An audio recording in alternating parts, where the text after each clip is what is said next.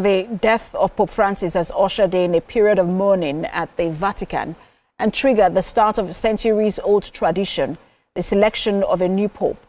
Now, cardinals must set dates for his funeral and the start of the papal conclave. But tradition guides much of the process. A 9-day mourning period known as the Novendialis has already begun. The pope must be buried between the 4th and 6th day, and his body will lie in the state at St. Peter's Basilica, drawing mourners from around the world. A grand funeral mass will follow, attended by global dignitaries and likely mirrored by tributes in his native Buenos Aires.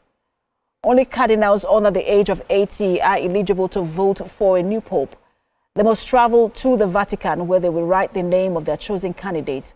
Votes are placed one by one onto a chalice. A 2/3 majority is required to elect the next pope. 4 votes per day can be cast until one man receives the call, and white smoke signals a new leader for the Catholic Church.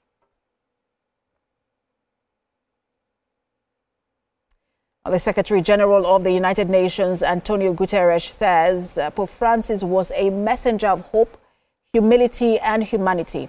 He spoke at a news conference in New York on Monday, where he paid tribute to the Catholic Pontiff. Mr. Guterres extended his condolences to Catholics and called Pope Francis a transcendent voice for peace, human dignity, and social justice. He said UN workers were greatly inspired by his commitments to the goals and ideals of the organization. Mr. Guterres also mentioned Pope Francis' Easter message, which was delivered on Sunday, just as before his death. Joining me on the news for more on the death of Pope Francis is Director of Communications, Catholic Archdiocese of Owerri, Father Ray Unziriogo. Good to have you join us.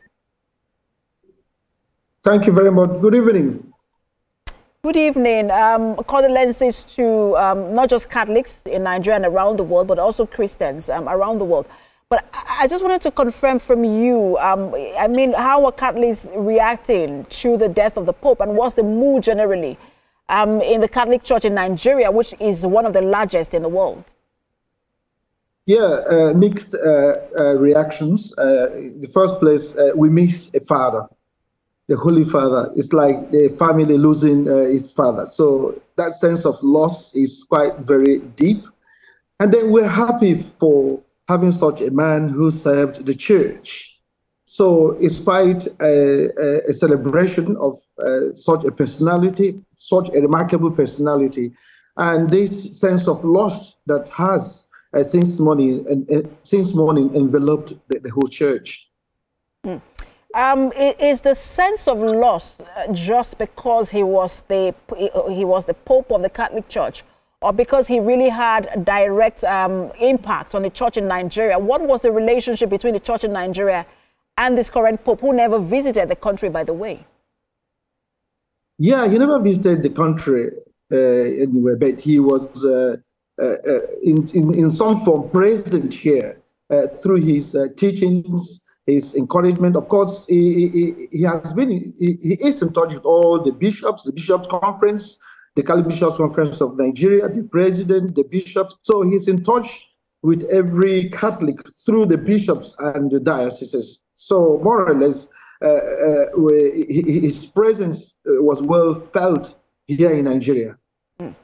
And now that there is, I mean, the processes are quite fast. There is the burial that has to happen between 4 and 6 days, and then, you know, the election of a new pope. And now that the election of a new pope is on the horizon, how hopeful is the church in Nigeria, even though it's coming on the back of a death of one pope?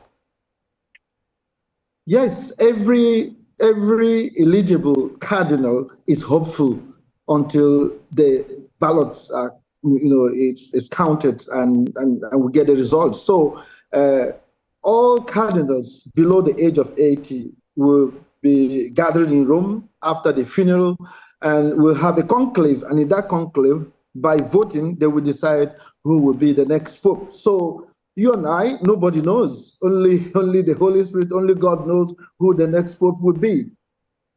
So every member of the conclave is an eligible candidate. It's possible. The the pendulum can swing anywhere. Anybody can be the Pope from among these cardinals, or even outside those who were in the conclave, as the members of the conclave decide. And I remember how hopeful we all were when it was Cardinal Onayeko, and now it's Cardinal Arinze, and I'm sure we're all also waiting with bated breath to see whether it swings to Nigeria. Thank you so much for your time. Director of Communications, Catholic Archdiocese of Owerri, Father Ray Nzeriogu. Thank you for having me on this program.